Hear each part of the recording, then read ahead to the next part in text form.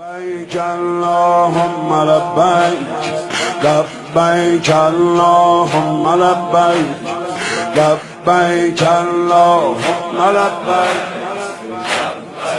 اللهم لبيك لبيك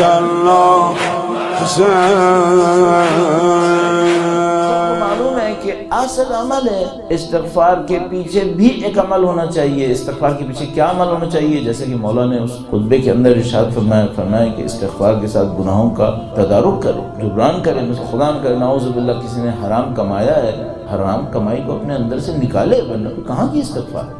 ایک کیس آپ کی خدمت میں عرض کرتا ہوں, عجیب و غریب استغفار کا. وہ ہمارے ایک بیوروکریٹ دوست نے ہمیں بتایا تھا, اور اس کی خرابی پھر آپ کو دیکھیے گا. یہ دنیا میں مختلف طریقوں سے ہوتا ہے. تو جو ہمارے بیوروکریٹ دوست تھے انہوں نے کہا کہ ہمارے جو سینئرز ہیں ان کے درمیان ایک طریقہ مشہور ہے. طریقہ کیا ہے؟ کہہ رہے ہیں بھائی 60 ایئرز پہ ریٹائرمنٹ ہوتی ہے نا, 58 تک رشوتیں لیتے ہیں, 59 میں حج پہ چلے جاتے ہیں, ہو گئے صاف ستھرے, 1 سال رشوت نہیں لیتے, ہو گیا ریٹائرمنٹ, دولت بھی کما لی اور حج پہ چلے گئے تو ایسے پاکیزہ ہو گئے جیسے ابھی دنیا میں تشریف لائیں. اگلے سال تو رشوت لی نہیں تو باقی کا حساب کلیئر ہو گیا, اور لو جناب دولت بھی آ گئی, دین بھی آ گیا. تو مجھ سے کہنے لگا, میرا دوست کہنے لگا, یہ تو مجھے پتا ہے کہ یہ سب غلط ہے, اس میں غلط حصہ کون سا ہے؟ یہ تو پتا ہے کہ یہ بات غلط ہے, ڈرامہ ہے, دین میں ایسا نہیں ہونا چاہیے, نہیں اس میں غلط حصہ کون سا ہے؟ میں کہا بھائی غلط حصہ یہ ہے کہ پہلی بات تو یہ کہ تم کو پتا ہے کہ تم 58 ایئرز تک زندہ رہو گے, شاید پہلی مر جاؤ, کم مریں یا 58 سے پہلی بات. دوسری بات یہ کہ اگر وہ جتنا کچھ کمایا ہے وہ تمہارے ہاتھ میں ہے, 1 حج نہیں 1000 حج کرو, توبہ کہاں ہوگی؟ توبہ ہوتی اس وقت ہے جب آپ اپنے غلط عمل کا, حرام عمل کا تدارک کرتے ہیں, جبران کرتے ہیں اس کو. وہ جبران تدارک کیسے ہوگا؟ یہ کہ بھئی نمازیں قضا کی تو پڑھو. اب لوگوں نے کیا کیا, ایک روایت نکالی اور کہا کہ ایک روایت ہے جس میں سال میں اگر 1 نماز پڑھ لینا تو قیامت تک کی اگر نمازیں ہوں گی وہ بھی سب ادا ہو جائیں گی. نہیں بھائی, وہ پڑھنی پڑتی ہیں, یہ نماز اس کے سزا کو ختم کروا لیتی ہے, لیکن نمازیں پڑھنی پڑتی ہیں جو قضا مزا. تب اگر کوئی کیا میں نے توبہ کر لی 58 میں حج پہ جا کر, پہلے بتاؤ جتنا حرام مال کمایا تھا اس کے مالکوں تک پہنچا دیا, جن سے لیا تھا ان تک پہنچا دیا, کم سے کم خدا کی راہ میں تو دے دیا نا, اپنے آپ سے تو نکال دیا نہیں نکالنا. پھر جو 58 سال تک تم نے اس حرام مال کے اوپر عیاشی کی تھی, اس کا کیا ہوگا؟ کیا کمپنسیٹ کرو گے اس کا؟ پھر توبہ بھی قبول ہو جائے گی؟ یہ کیسے ہو سکتا ہے؟ تو ہم سب کو معلوم ہے کہ بھئی یہ معاملہ الفاظ کا نہیں ہے. ہم لوگ اگر الفاظ کا معاملہ سمجھ رہے ہیں, کھیل رہے ہیں اپنے ساتھ. دین لفظوں کے اوپر ایک حد میں ہے, جب خدا تعالیٰ کہتا ہے شرائط بھی پوری کر لو تو لفظ بھی کافی ہے. اگر دل میں واقعا کوئی شخص شرمندہ ہو جائے, اپنی تمام توبہ کے وسائل کو فراہم کر لے تو اس کے لفظ بھی کافی, وہ بھی صحیح ہے. جو واقعی توبہ بنتی ہے وہ میں آپ کی خدمت میں عرض کر دوں. ایک شخص عراق کے کسی شہر میں رہتا تھا, یا کوفہ میں یا بصرہ میں, وہ حج کا ارادہ کرتا ہے. یہ لوگ جو اہل بیت کے چاہنے والے ہوتے تھے جو عراق میں یا مثلا ایران وغیرہ میں رہتے تھے, یہ جب حج پہ جاتے تھے تو مدینہ میں وقت کے امام سے ملنے بھی جاتے تھے, اگر امام مدینہ میں تشریف فرما ہو. اور یہ واقعہ چونکہ مولا چھٹے امام کا ہے تو وہ مدینہ میں تشریف فرما ہے.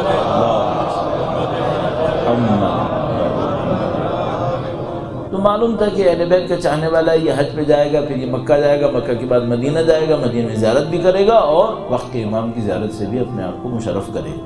حج پہ جانے لگا تو لوگ اس کے گھر پر آئے ملنے ملانے کے لیے, اور ہر کوئی اس سے کہہ رہا تھا بھائی میرے لیے یہ دعا کرنا, میرے لیے وہ دعا کرنا. اس کے محلے میں ایک بنی امیہ کا آدمی بھی تھا, اور بنی امیہ کا آدمی بڑا عیاش آدمی تھا, اور اس کی عیاشی کو بیان کرنے کے لیے روایت نے جو بتائی ہے چیز وہ بڑی عجیب و غریب ہے. کہ وہ بڑا عیاش انسان تھا, اس کے گھر سے میوزک کی آوازیں آتی رہتی تھیں.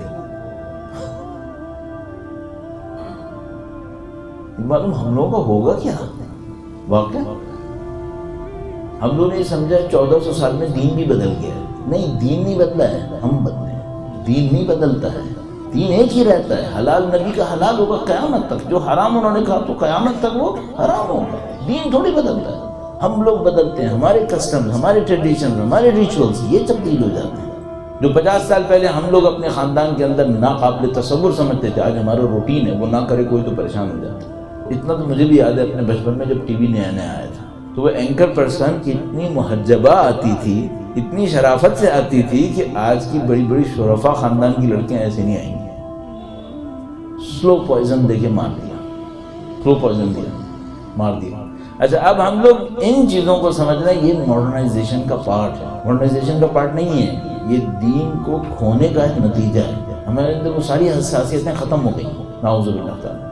تو وہ بندے خدا بہت عیاش آدمی تھا، اس کے گھر سے میوزک کی باتیں آتی رہتی تھیں، تو وہ بھی آیا خدا حافظ کہنے کے لیے۔ جب وہ آیا تو وہ بیٹھا رہا، باقی سب لوگوں نے خدا حافظ کیا، شاید کوئی کھانا پینا ہوا کھانا پی کے چلے گئے، وہ بیٹھا رہا۔ اچھا وہ اتنی دیر بیٹھا رہا تو یہ جو اہل بیت کا چاہنے والا تھا یہ سمجھ گیا کہ اس کو کوئی ایسی بات کہنی جو دوسروں کے سامنے نہیں کہنا چاہ رہا، خاموشی سے وہ کوئی بات کرے گا۔ وہ بھی انتظار کرتا رہا کہ سر ٹھیک ہے سب پبلک چلی جائے گی تو میں اس سے بات کروں گا۔ جب سب لوگ چلے گئے تو اس نے اس کو کہا کہ بھائی کیا ارادہ ہے؟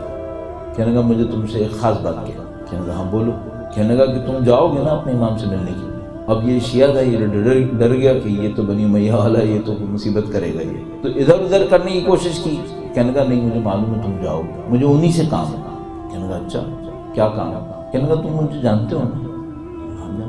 کہنے لگا تم کو پتہ ہے نا میں کون ہوں، کیا ہوں، میرا خاندان کیا ہے، میرے کام کیا ہے؟ ہاں مجھے پتہ۔ کہنے لگا تمہارے خیال میں میری مغفرت ہوگی؟ اب یہ بیچارہ بڑا پریشان ہوا کیا بولے؟ تو اس نے بھی ہمت کر کے کہا کہ ایسے نہیں ہوگی، جس طرح تم کر رہے ہو نا اس طرح تو نہیں ہوگی۔ کہنے لگا مجھے معلوم ہے نہیں ہوگی ایسے، اور خاندان بھی وہ ہے تو کہاں ہوگی؟ اب تم جانا اپنے امام کے پاس اور ان سے پوچھنا میرے لیے کوئی حل ہے کیا؟ وہی بتا سکتا ہے تمہارے پاس حل کوئی ہے؟ نہیں میرے پاس تو نہیں۔ کہنے لگا جاؤ اپنے امام سے پوچھنا، پھر آ کے مجھے بتانا کیا بتایا۔ ٹھیک ہے۔ اب یہ گیا مدینہ، امام کے پاس پہنچا، امام کے پاس پہنچا، حسب وعدہ امام کی خدمت میں حاضر ہوا۔ اچھا اب یہ بیچارہ ڈر رہا تھا کہ بھائی میں اس کا کیا میسج دوں، سوال بے تکا سا لگ رہا ہے، اب اس کی سمجھ میں نہیں آ رہا کہ میں بولوں یا نہیں بولوں۔ تو امام نے فرمایا کہ جو تم کو پیغام دیا گیا ہے وہ سناؤ، تمہارے پاس ایک امانت ہے تو امانت دو۔ تو اس نے پھر کہا مولا کہ اس طرح کا معاملہ ہے۔ امام نے فرمایا کہ جاؤ، اب یہاں پہ تھوڑی سی ایک اور ظرافت ہے، کہا میرا سلام اسے کہنا۔ بڑی بات ہو گئی، ہم لوگ ان باتوں کو فیل نہیں کر رہے، احساس نہیں کرتے۔ ہم لوگ کو معلوم ہے اگر ایک نظر لطف پڑ جائے تو کیا ہوتا ہے، اگر معصوم ایک دفعہ محبت سے دیکھ لے تو کیا ہوتا ہے، شاید ہم لوگ کو اندازہ نہیں ہے۔ ایک دفعہ پسندیدگی سے دیکھ لیں یہ ہمارا اچھا چاہتا ہے، نہیں معلوم کیا کچھ میسر ہو جاتا ہے اس ایک نظر کے اوپر۔ اب امام نے فرمایا جا کے اس کو میرا سلام کہنا۔ اب جیسے اس نے یہ کہا یہ تو کہنے گا تو اس کا تو معاملہ ہی حل ہو گیا۔ پھر امام نے فرمایا کہ میرا اس کو پیغام دینا کہ اگر وہ سارے حرام کام چھوڑ دے اور وہ سارا حرام پیسہ اپنے سے دور کر دے جو اس نے حرام سے کمایا ہے تو اس کو جنت میں بھیجنے کی میں ضمانت دیتا ہوں، ضمانت دیتا ہوں۔ یہ واپس آیا، جب انسان حج سے واپس آتا ہے تو اس کو ایک کھانا لوگوں کو دینا ہوتا ہے جس کو ولیمہ تعبیر کیا جاتا ہے۔ عربی میں ولیمہ صرف نکاح کا نہیں ہوتا ہے بلکہ حج کا بھی ہوتا ہے، یہ بھی ولیمہ ہے، عقیقے کو بھی ولیمہ کہتے ہیں، کھانا دینا۔ تو اس نے لوگوں کو اپنے حج کا کھانا دیا، لوگ آئے تو وہ ہمسائے بھی آیا، وہ بنی امیہ کا، سب لوگ چلے گئے، پھر یہ دوبارہ اکیلے میں ملا۔ تو اس نے پوچھا کہ تم نے میرا پیغام دیا تھا، کیونکہ اس کو ڈاؤٹ تھا کہ یہ دے گا بھی یا نہیں دے گا۔ تو کہا نہیں میں نے پیغام دیا۔ تو کہا کہ انہوں نے کیا کہا؟ اتنے اضطراب اور اتنے جذبات میں آ کر کہا، انہوں نے کیا کہا؟ تو اس نے کہا انہوں نے سلام کہا۔ جیسے ہی کہا کہ انہوں نے سلام کہا تو یہ رونے لگا، بہت رویا۔ کہا انہوں نے سلام کہا، تمہیں یقین ہے کہ مجھے سلام کہا؟ کہا مجھے یقین ہے تمہارے لیے سلام کہا، بہت رویا۔ اس کے بعد کہنے لگا اب تم جو کہو گے نا میں کروں گا، اب نہیں دیکھوں گا انہوں نے مجھ سے کیا کہا، جو کہیں گے میں وہ کروں گا۔ اتنی بڑی عزت انہوں نے دی تھی، فرزند رسول نے مجھے سلام کہا، میں گناہگار ہوں، میں بنی امیہ کا اولاد ہوں، مجھے سلام کہا۔ کہاں سلام کہا؟ کہا اب بتاؤ جو انہوں نے کہا ہے وہ میں کروں گا، کیونکہ مجھے اس سے بہتر موقع زندگی میں کوئی نصیب نہیں ہوگا اپنی آخرت بنا لی۔ عزیزان محترم، اہل بیت فرماتے ہیں الفرصت تمر مر السحاب، فرصت بادلوں کی تیزی سے نکل جاتی ہے۔ اگر آپ کا دل کبھی پسیج رہا ہے نا، فوراً گناہوں کو چھوڑنے کا فوراً طے کریں۔ کیوں نہیں معلوم دوسرا موقع کب آئے گا، کب ہم لوگوں کے دل پر اللہ کے دین کا اثر پڑے گا، کب ہمارے دل نرم ہوں گے۔ تو وہ کہنے لگا کہ تم یقین ہے؟ کہا بھائی یقین ہے۔ تو رویا، خوب رویا اور کہا جو کہو گے میں کروں گا ضرور، چونکہ یہ آخری موقع ہے، پھر فرصت نہیں ملے گی مجھے۔ کہا لیکن انہوں نے بہت سخت بات کی۔ کہا تم پرواہ نہیں کرو، جو کہو گے میں کروں گا۔ کہا انہوں نے کہا ہے کہ تمہیں سارے حرام کام چھوڑنے پڑیں گے۔ کہنے لگا میں تیار ہوں، میں چھوڑ دوں۔ کہا لیکن انہوں نے اس سے بڑھ کر بھی کہا۔ کہا اب کیا کروں؟ کہا انہوں نے جتنا حرام کمایا ہے وہ سب چھوڑنا، تمہیں حلال کمانا پڑے گا۔ تو یہ بہت پریشان ہوا۔ سر جھکا کے بیٹھ گیا. کہنے کا اچھا. تو اس کے بعد اس سے کہنے کا تم میرا ساتھ دو گے؟ تم میرا ساتھ دو گے؟ کہنے کا میں قسم کھاتا ہوں تمہارا ساتھ. تم اللہ کی طرف جانا چاہتے ہو, تم میرے امام کی پیروی کرنا چاہتے ہو, میں تمہارا ساتھ کیوں نہیں دوں؟ میں تمہارا ہر صورت میں ساتھ دوں گا. کہنے کا بس ٹھیک ہے, پھر کچھ دن کا انتظار کرو, میں تمہیں کچھ بتاتا ہوں. یہ چلا گیا.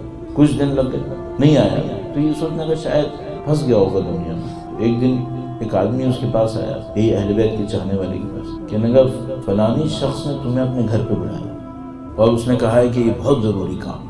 یہ فوراً گیا اس کے پاس. تو وہ اپنے گھر میں تھا.